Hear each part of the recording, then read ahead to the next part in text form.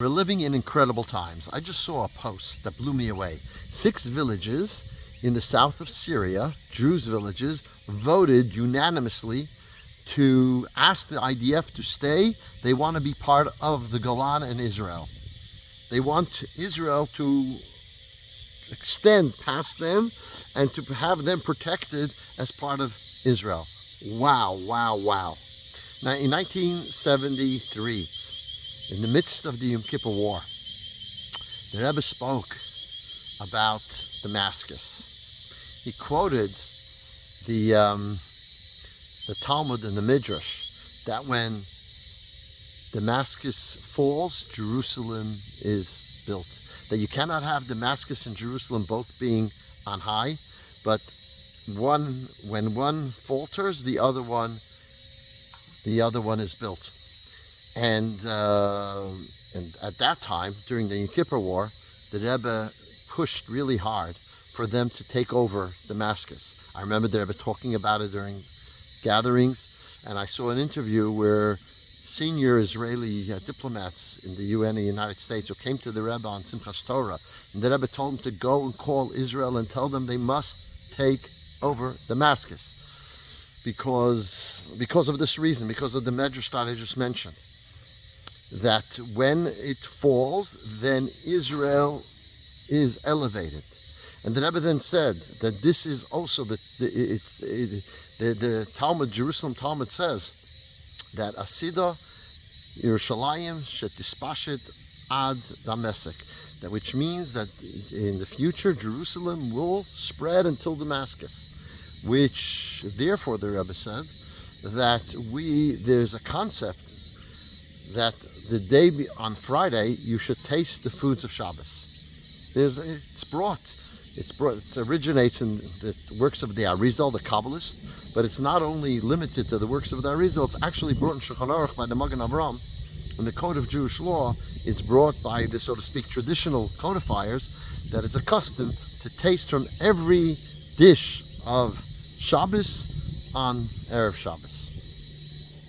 And so the Rebbe then said that being that this is what's going to happen when Mashiach comes, quoted a verse in Zechariah, that when Mashiach comes, Damascus will be part of Israel.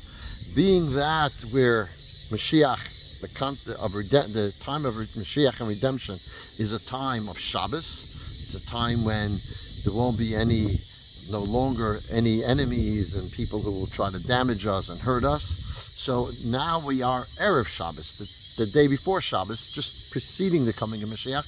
We have to taste from the foods of Shabbos. The tasting of the food of Shabbos is the fact that Israel then spreads to Damascus. Wow, what we've seen this week with the incredible success of Israel in Syria and totally wiping away the military abilities of Syria in a couple of days, just with incredible ease, like with the coming of Mashiach, without bloodshed, is quite remarkable.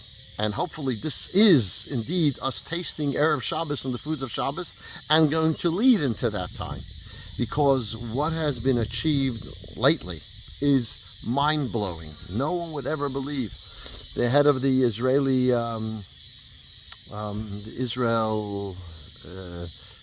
energy, just before Israel started to take a whole different level against Lebanon, said, "Oh, it's 150,000 rockets, and we'll have to be in secure rooms for a week, and there won't be food, and there will be no electricity. This will be a terrible thing." Just like they spoke before the Six-Day War.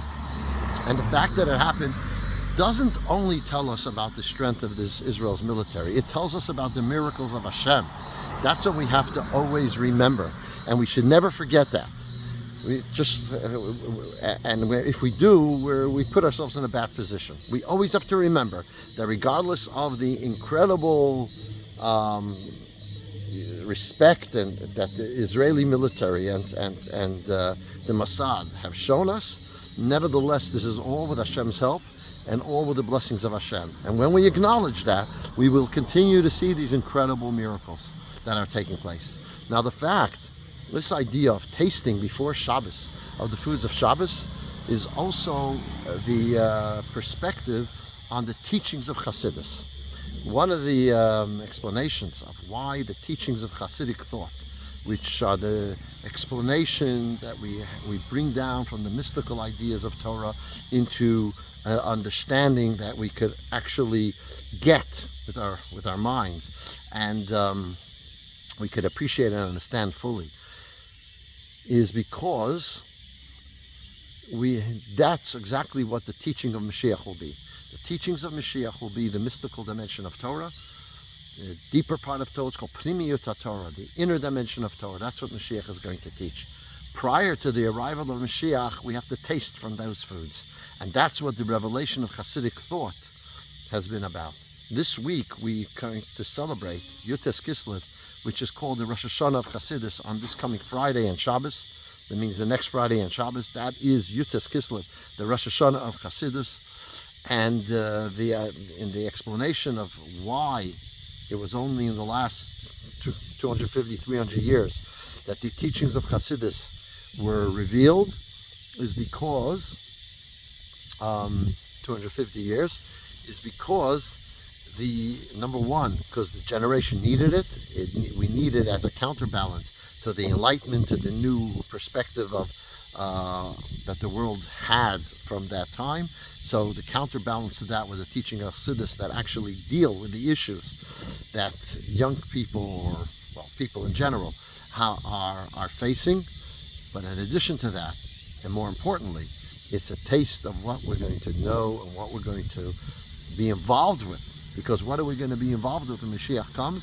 The whole world will be involved with, as the Rambam says, with the knowledge of Hashem. That's what the Rambam tells us. That's going to be our major focus. All the laws of the Torah we'll figure out in one moment. But then we'll be involved in the knowledge of Hashem, knowing about God, knowing about God's interaction with us and with the world, His love for us, our love for Him, and so on. And this is a foretaste. For that is the teachings of Chassidus. And that's what we celebrate on Yutes Kislev, the Rosh Hashanah of Chassidus, this coming Friday. We're going to have a big farbrengen on Thursday night with a guest speaker, with a big meal, because it is an incredible celebration. We will celebrate not only Yutes Kislev, but we will celebrate incredible miracles that Hashem is doing now for Am Yisrael. Good Shabbos.